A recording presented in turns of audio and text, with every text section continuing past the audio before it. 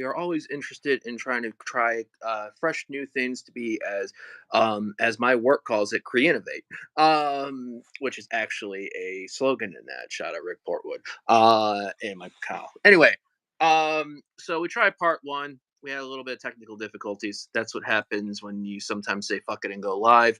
But Adam here, Adam there, Garrett here, YouTube Live, since we realized our limitations with Twitter Spaces. Shout out to Sal for listening with us live last night, and those that followed in. Um, Adam, how happy are you? That it's the weekend now?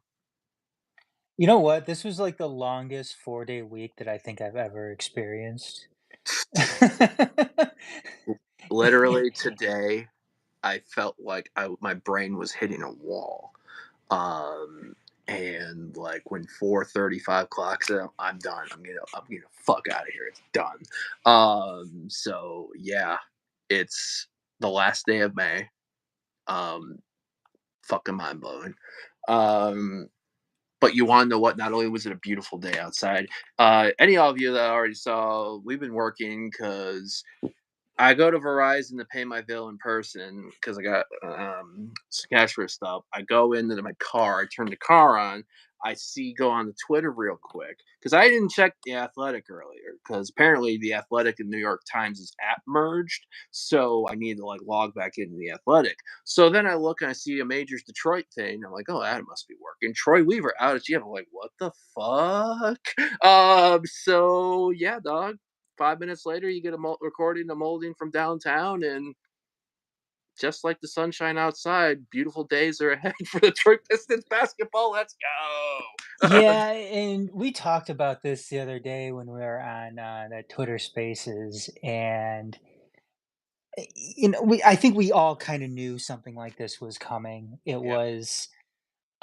It's something that had to be done. I mean, we mentioned it before. You're not going to allow Troy Weaver to go in there and spend roughly $60 million, in cap money, um, to try to rebuild this team. I mean, that's asinine. That's insane. I think we said it was criminal before yeah. to do something like that. Um, and Trajan Langdon, it's good that Goris is. It's good that he's being given the opportunity to come in here and Clean slate, reshape essentially. yeah, reshape this team in a way that he sees fit, because if he wasn't allowed to do that, then what the hell's the point, right? I Right. mean, if you're a team president, GM, and you can't come in here and make the moves that you want to make, then you really have to ask some questions as far as It's who's like being actually. it's like being a selected and when George Steinbrenner was very power hungry before getting his 2-year ban from baseball. Only saying that because I just watched the Bronx Zoo 90 in um on Peacock. Man, we're getting some comments already in here in this YouTube live. This is some hot, fresh stuff, y'all.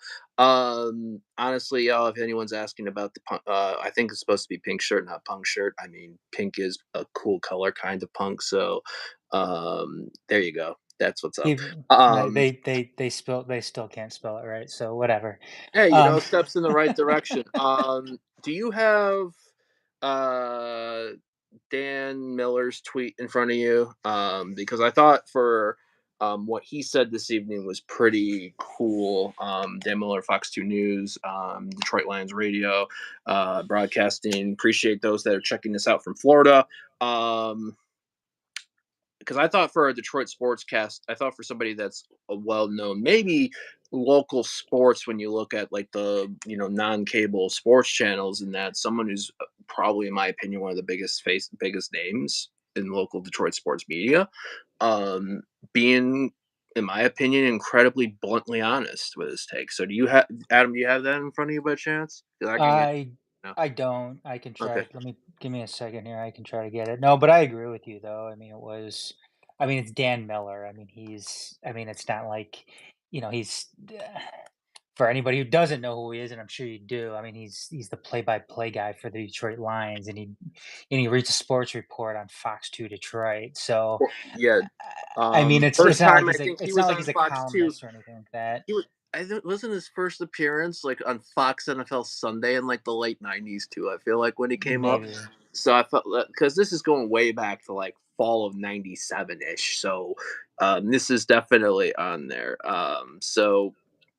But it was something about where he was hoping that Trajan Langdon was the right fit, but then just bluntly calling it as it is, just saying Troy Weaver was awful, and now that's in the rear view. So um, I think that's how I feel exactly like that. I'm glad that we're seeing the right steps. Now, how long will it take the Pistons to make the official announcement about that, considering that from the time of Adrian Wojnarowski's announcement last Thursday about this move to the Pistons' official announcement of the hire today for Trajan Langdon, that was 8 days.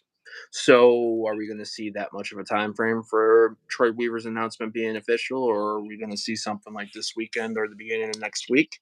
They officially announced, Langdon tonight. I mean, Right. it was the timing and everything, though, is kinda weird because they didn't Yeah, officially announce. I mean, Langdon was all but confirmed, prior to Weaver's firing, but they didn't have a press conference. They didn't, there was really, nothing official put out by the team.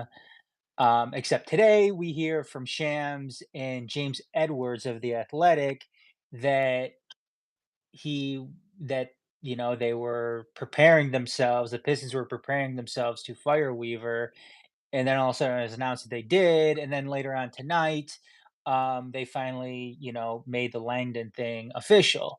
right. I don't know. It's weird timing, and the Dan Miller thing. I have it right here.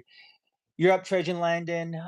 Let's hope he's the right guy and we can get this Detroit Pistons thing going. I have no idea if he is, but he's got his shot. He isn't hemmed in by the cap and has a few pieces to work with. Weaver was a disaster and is now in the rearview mirror. Let's go. Um, and I Spot mean, on. no, I mean, yeah, he is. I mean, it's not like, I mean, there are pieces in place here with the Pistons.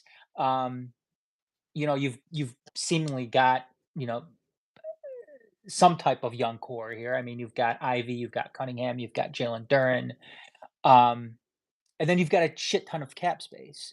Right. So, I mean, it's not like he's walking into just a hopeless situation, a hopeless. I mean, there are worse scenarios here that Langdon could be walking into. I mean, you could be stricken with, huge contracts, Yeah. vets who, are on their last leg, and no cap space. Like Stan Um, Van Gundy, I think when he came on about a decade plus ago, one of the first immediate moves he had to make was the Josh Smith contract, letting him you go yeah, early. you could be taking over for Joe Dumars. Yeah. But that's not the case here. Right. So, um, I mean, eh, I mean, I'm excited to see what happens. I mean, obviously it's a fresh start, so we'll just have to see what happens. But like we said yesterday, and I'm sure we'll touch more on it once the full Detroit City Sportscast comes out. Once we record, I'm assuming we're probably going to record sometime next week. Yeah. Um, and who knows what other type of news will come about since then. Other questions too. Who's going to be, the general manager? Another name that was brought up by the Athletic article Michael was Blackstone, who was Michael Blackstone. Yep. in the Pelicans organization with Trajan Langdon. Trajan Langdon's had some experience in the league, um, in line to potentially be the number two. If that is, and I'm very curious to see also too what the Pelicans free agency situation is like or contract moves because um, I think the Pelicans had a good couple of years, and I think Langdon was like the GM of that Pelicans side that really started to when they made the trade with the Blazers. it was an even amount of player for player trades, but getting CJ McCollum in and seeing what I think the Pelicans becoming, um, something that could be a decent to be at least into the play-in rounds of the playoffs, and potentially could be more if they can ever keep Zion Williamson healthy. Um, I think there's some good signs. I think honestly we have to kind of see if what's the word that I'm looking for? If I'm also curious. We made some good trades, and like we're getting like some of the trades from the New York for the Knicks, Fontecchio, Fournier. Um, how many of those guys, could be getting in there, so we can have a second unit that can, be productive offensively and sort of decent defensively. Because my coworker sent me a video from, I think, Spiro did an editing thing, but it was Magic Johnson talking about the state of Detroit Pistons basketball, and also just saying that this isn't the team that I used to remember playing when I used to dread playing. Talking about what's wrong with them, and then basically he called them soft, Yeah, I and, mean, I don't blame him. no, I mean this hasn't been that team since the mid 2000s. Yeah, Um, it's been a long time. 20 And years since the 2004 NBA championship. yeah, and Weaver didn't do.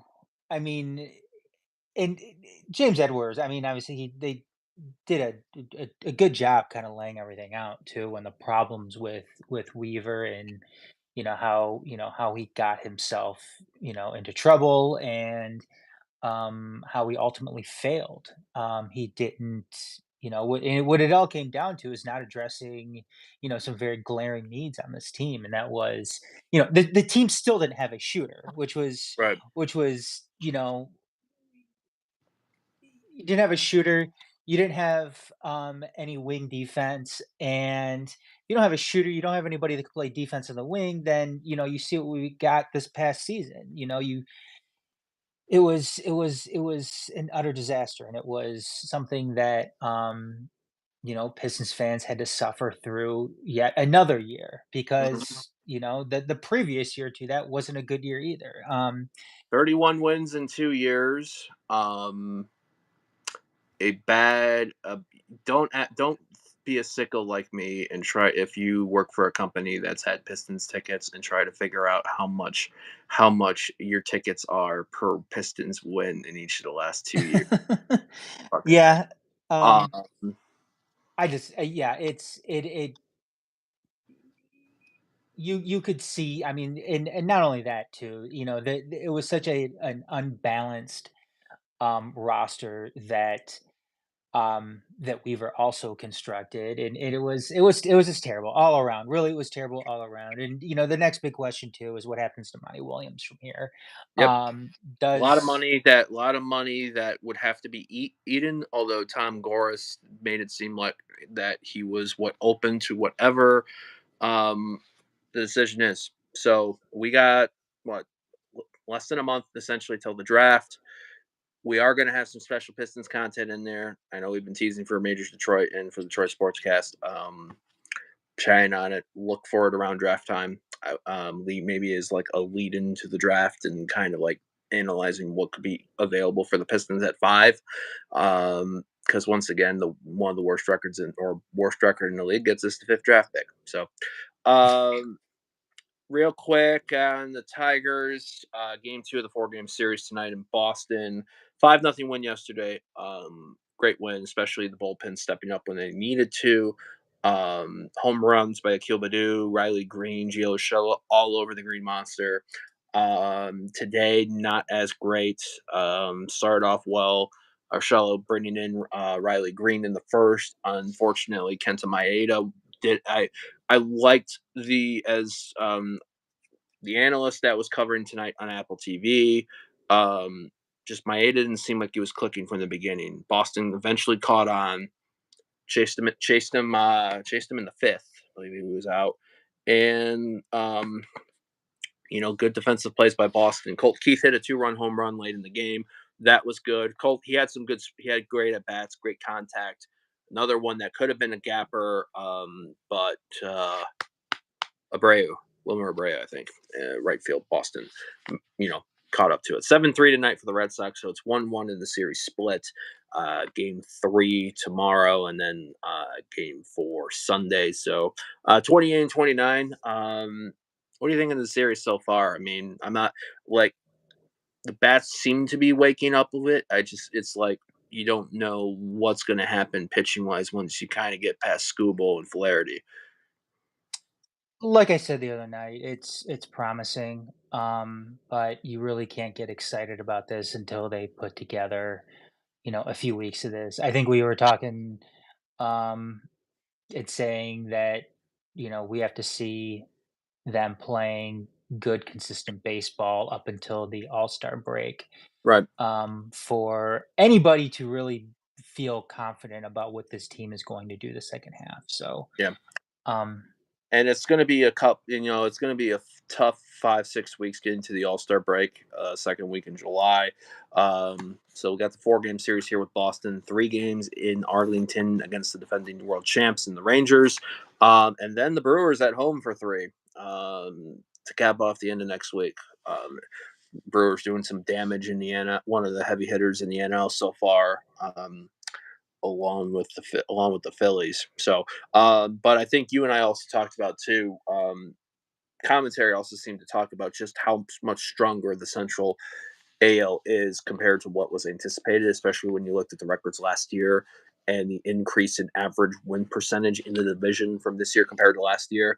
Um, I think the wild messed up part is this record this year's record by the Tigers last year puts them potentially in the running of the race. But when you look at how Cleveland's playing and you look at how Kansas City's taking leaps and bounds, especially with Bobby Witt Jr. and then going really strong in the offseason with arms, and the Twins. Twins are starting to click in there too. I think it's we need to be playing consistent baseball for the 5 or 6 weeks. I agree with you on there, but could be worse. We could be in the South Side of Chicago and White Sox fans, but we are not. Um, Real quick, find I think maybe some closings. Did you have anything on Tigers before we no, no, uh, nothing else. noticed? Detroit City's opponents tomorrow night in California, Orange County SC made a move today. Uh, Made a lone move on the defensive side from Phoenix Rising. Something I didn't notice, which apparently we noted yesterday. City's issues defensively, last 2 games.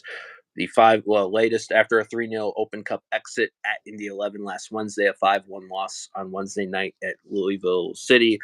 Further disruptive and painful for the fact that 4 goals were allowed in the second half.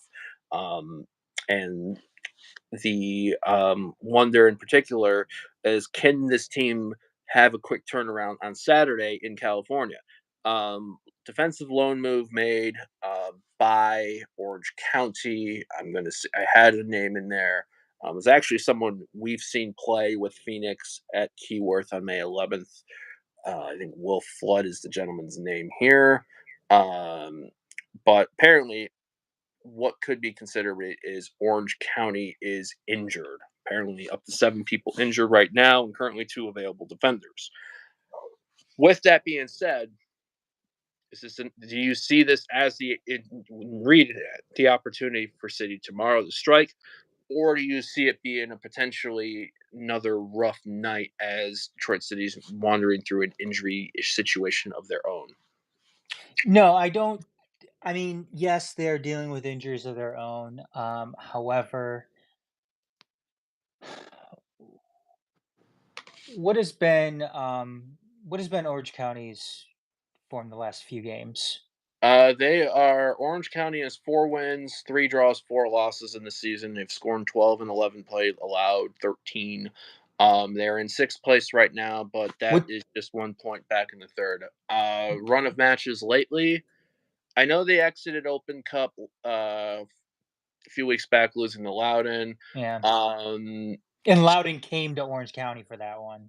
Yeah, and then that happened again where on May 25th, Loudoun went to Orange County in league play and beat them 2-0. Yeah. Orange County the last time Orange County's won in any competition was April 27th, 2-0 win versus Monterey Bay, who was a point ahead of them and holding the third spot in the West.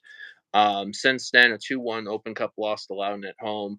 Going to Louisville, losing 3-0, which is actually pretty respectable compared to other teams that have gone to Lynn Family Stadium this year, including Including us. ourselves.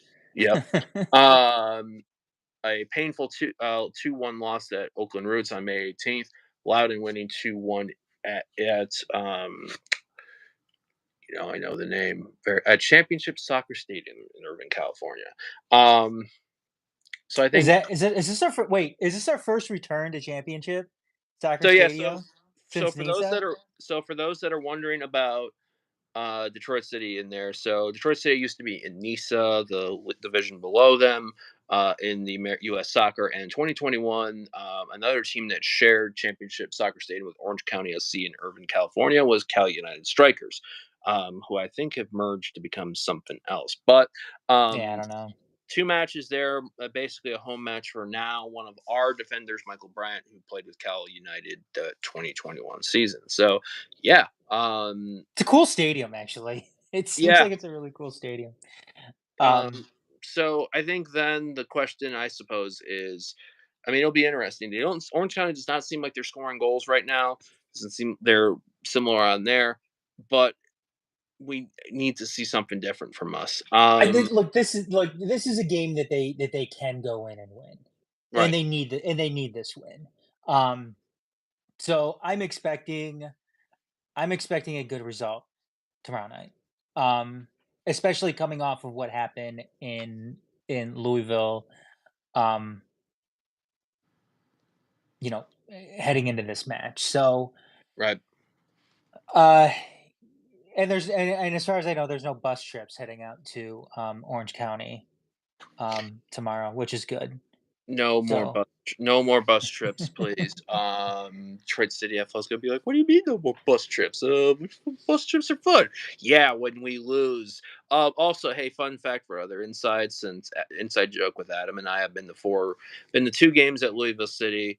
One in 22, one in 23. Detroit City lost by 1 goal each time. Since then, Detroit City's played in Louisville twice. In each game, they've lost by 4 goals. I really do I have to go back to Lynn? No. But we'll save that. We'll save that for our Detroit City centric uh channel 451, which I think maybe sounds like we might be doing something similar to this post on there. So check your YouTube potentially at early morning hours on Sunday if that's going to be the case. But yeah, women tomorrow taking on Cleveland Force. Cleveland has.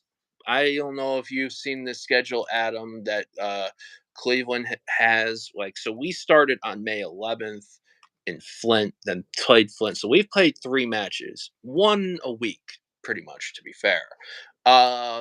Cleveland Force have played as many matches, but they didn't start playing their games until the 24th of May.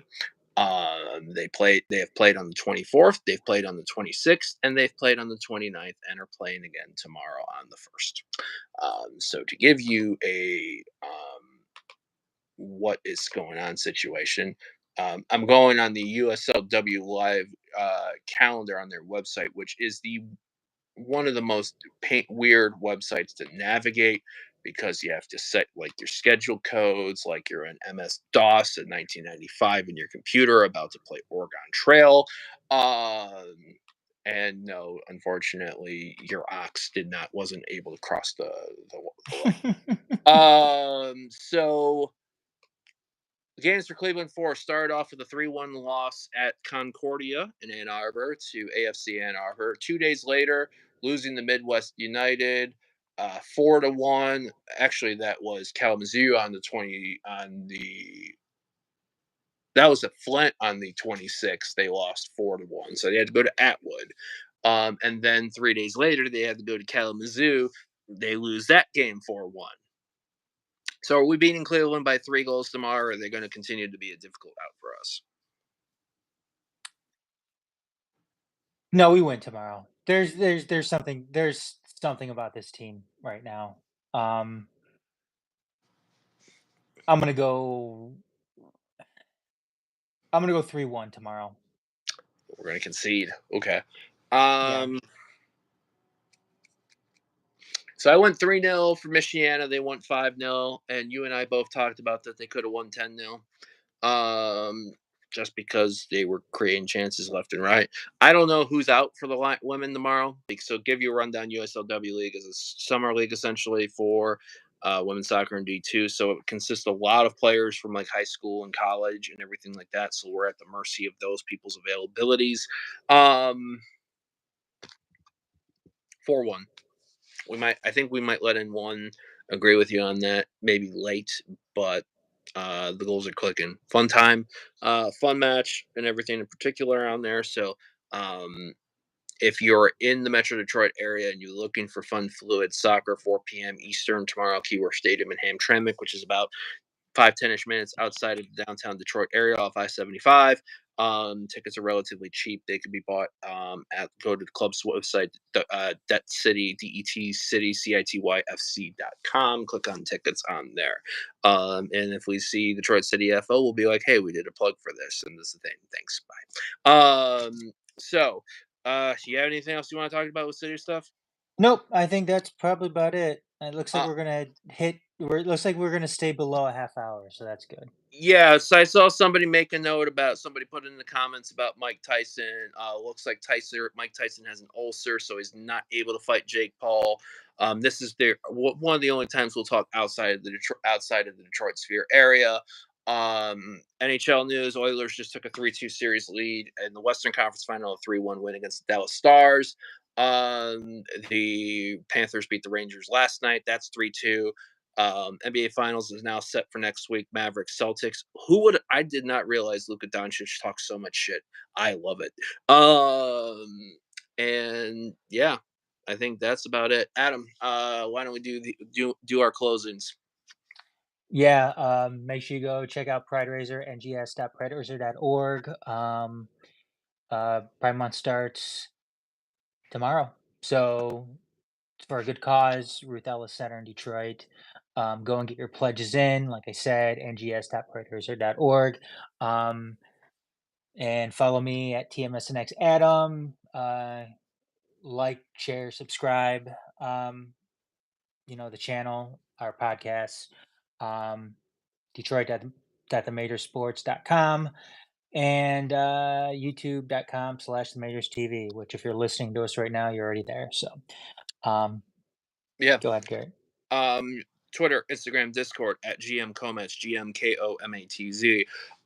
Any of our videos, so any of our molding opinion pieces on any of the Detroit series teams, will be either on the Majors TV YouTube or if it's Detroit City based at 451 Detroit. That could be just at 451 DET. That's the Twitter account as well. Detroit Center's Detroit City centric podcast, Tunnel Talk. That's going to be dropping sometime next week. I know the lads are wanting to. They almost went this week, but thankfully we talked them off the ledge. Unless the results are shitty tomorrow night in California, then it's really going to get fired up. And yeah, other than that, like I said, Adam, definitely check out the just Pride Raiser, Ruth Ellis Center. They do some fantastic work in the city of Detroit and the surrounding areas for not for LGBTQ youth and displaced communities. So highly recommend that everything as well. We'll keep people in the loop going on. Tigers look for a series recap on Tigers Red Sox sometime late Sunday, early Monday. After how that 4 games goes ahead of the 3-game series against the Rangers, we'll keep you in the loop with any Pistons news, special Pistons episode at the end of June. Be on the lookout for that. And I think that's about it because we really want to get under 30 minutes, and I have a frosty from Wendy's I need to eat. So with that being said, Adam over there, Garrett over here, thanks for checking out this first ever YouTube live edition, Majors Detroit, whatever Adam's calling it. And yeah, till next time. See ya.